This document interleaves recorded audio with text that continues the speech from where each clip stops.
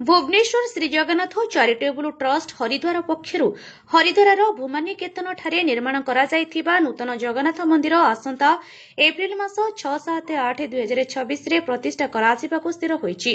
Managing trustee engineer Ravinarayan Mahapatra अध्यक्षतार अनुष्ठित आजिर बैठक में कनकलता महापात्र, डॉ नारायण महापात्र, विनोद कुमार दास, अक्षय साहू, श्रीनिवास राव, बासंती त्रिपाठी अन्य प्रमुख सदस्य मानक उपस्थिति रे नूतन मंदिर निर्माण विषय में आलोचना कराई सर्वसम्मत भावे निष्पत्ति ग्रहण कराଯାଇଛି।